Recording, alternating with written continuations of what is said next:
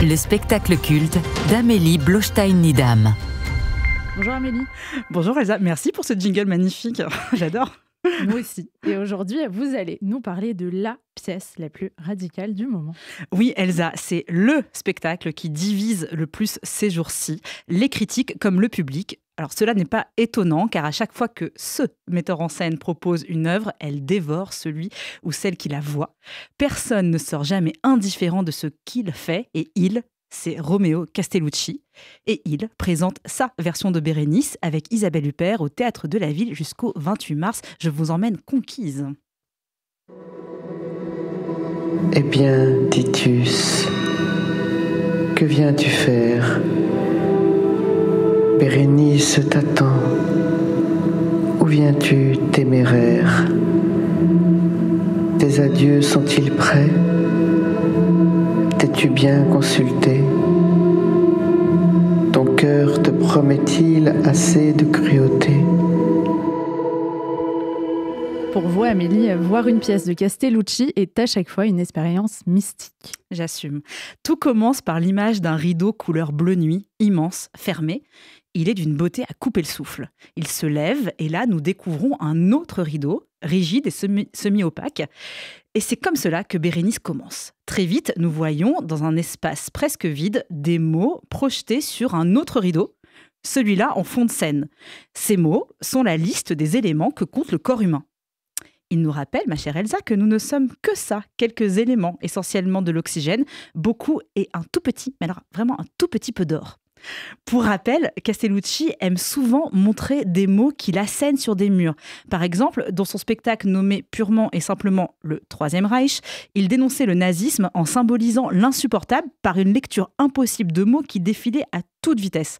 Ce metteur en scène se passionne donc, et entre autres, pour la physicalité des mots. Que le jour recommence et que le jour finisse sans que jamais Titus puisse voir Bérénice.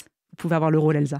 Mais qui est Bérénice ? Rares sont les personnages de l'Antiquité à avoir inspiré autant de peintres, de dramaturges, de romanciers et de compositeurs d'opéra que Bérénice, qui dans la vraie vie était une princesse juive, et oui, du 1er siècle. Sa liaison malheureuse avec l'empereur Titus a été érigée en symbole du conflit, opposant la passion amoureuse à la raison d'État en pleine guerre judéo-romaine. Donc elle a vraiment existé, Bérénice. En 1670, Racine en fait une œuvre, un monument en 5 actes tout en verre.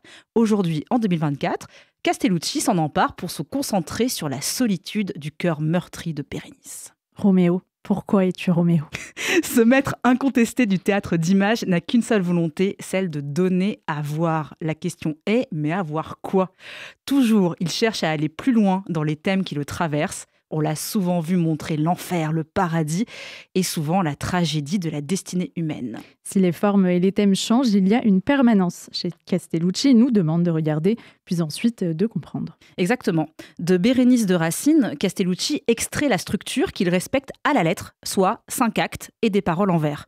On le sait, Romeo Castellucci n'a jamais fait parler un ou une comédienne sur scène. Il n'en a rien à faire du théâtre pur. Il cherche la forme pure. Et il l'a trouvé dans le corps et dans la voix, triturée, accélérée, vocodée d'Isabelle Huppert. Il lui offre un presque seul en scène où elle n'est plus qu'un corps dont l'esprit a pris un nom, Titus. Mais Rome, dont le peuple viendra plus tard former une armée d'hommes prêts à se mettre à nu pour le pouvoir, veut décider pour elle. Pire encore, ils sont 2 à la désirer. L'un est empereur, l'autre ne l'est pas. Elle a beau craquer, chuter en étant réduite à un tissu. Jamais elle n'aura l'occasion de défendre son point de vue. Il décide. Castellucci ne nomme pas, n'explique pas, car cette histoire est comme la composition chimique de l'humain, universelle et organique.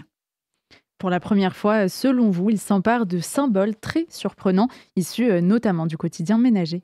Oui, une machine à laver pour passer, j'imagine, au tambour les émotions, un évier pour symboliser peut-être une vasque de baptême connaissant ses croyances, un radiateur froid pour dire la douleur insupportable de la perte, mais aussi il pose des couleurs, le bleu et le rouge, un cercle d'or, une couronne, 2 petits verres remplis, l'un d'un liquide transparent, l'autre opaque.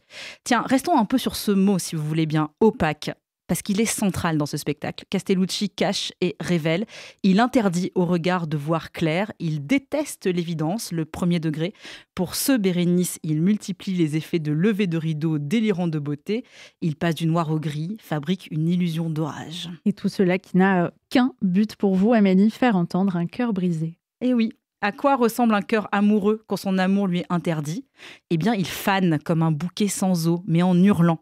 Il hurle qu'il veut se cacher, mais il occupe tout l'espace. D'ailleurs, a-t-on déjà vu dans un spectacle des murs, des vrais murs, battre la chamade comme des cœurs transis d'amour ? Moi, en tout cas, jamais. L'illusion est folle, et surtout, Huppert était la comédienne à pouvoir faire ça, c'est-à-dire devenir un objet comme les autres, un élément de construction d'un récit à niveau de lecture multiple. Une nouvelle fois, Castellucci rappelle que l'histoire est circulaire, qu'elle recommence avec ou sans nous. C'est désagréable, ça fait trop de bruit.